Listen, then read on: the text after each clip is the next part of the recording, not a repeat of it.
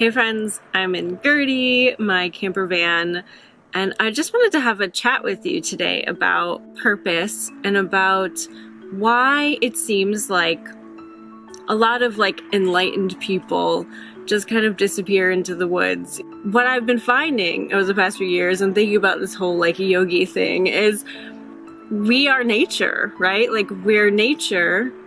If you leave all the constructs behind, which are man-made, which are imposed on us, which are stifling to our divinity sometimes, we're a human being. We grow from a seed, basically just like everybody else on this planet, and we have our own purpose inherent within us. And the way that we can align with that most clearly is to strip away everything that's not just us. We are like an antenna for our greater non-physical self, and the less stuff you have around you, the less constructs, the less pressures, the less roles, the less rules you have on yourself, the easier it is to hear that receiving. And that's why I think a lot of people love to go take a walk. They love to go camping. They love to be in nature because it's easier to remember that you're a part of nature. It's easier to let go of everything else that we put upon ourselves. That's why I love it, right? I love it because I am nature and I feel whole in nature and I feel supported in nature. And then when you really get into it, if you've ever spent a few days in nature, camping, hiking, and really aligning with nature, you begin to hum like nature, right? Like the birds are the sounds that you hear, the bees and the other insects, like the volume gets turned up. And then when you go out and you talk to another person or you turn on the radio, it's so jarring. It's just really weird. Because our natural state is nature, right? That's who we are. That's what we are. Our people lived in nature for a very long time before there was anything else.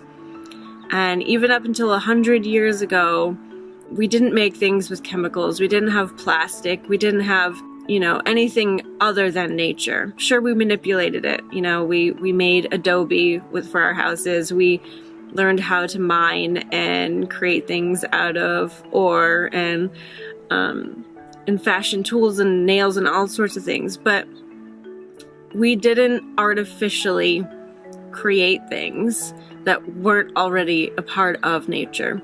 Lightworkers here, amazing beings. We're going through this amazing thing right now, whatever you want to call it. If you don't want to call it anything, that's cool.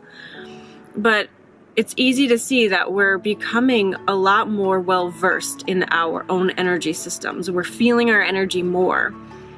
And as we do that, I think we can feel pressured to logically explain what's happening to us and decide that we need to have a purpose other than being ourselves. We are all energetic, the earth energetic. And when we can harmonize with something greater than us that is physical, it's almost like we could become this whole thing, right? We're grounded on this amazing planet we're living on, and we're also fusing our bigger non-physical self with this moment right here. This moment, I am physical and I am non-physical. And it's like when you're in nature, it's like everything is just times 10 feeling that. And it's really cool. And to know your purpose, as I'm defining it here, which doesn't have to be the way you define it, having that time, having that presence, having that harmony really lets you know who you are.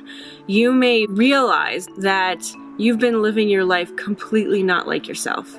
You may realize the most amazing things about yourself. I see living in nature and being more present in nature and allowing more time for nature as a crucial reset point, a crucial growth point.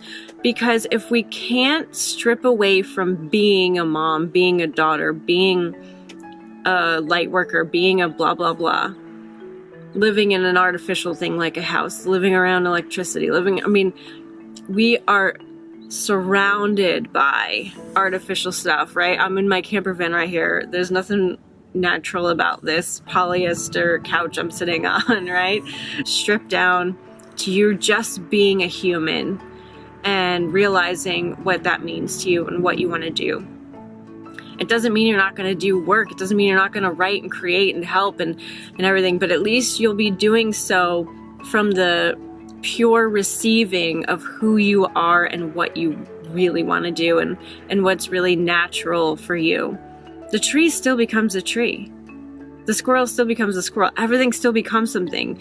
They serve a function in this physical world, but they're not encumbered by a structure telling them to be something else.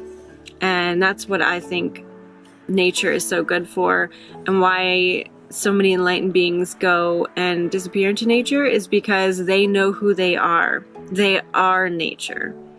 And they're just returning to their true self. I am nature.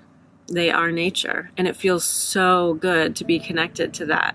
Let me know how you feel about this. I do have a purpose class coming up where we're really going to focus on this, focus on releasing the constructions so that you can allow yourself to hear you, to be you.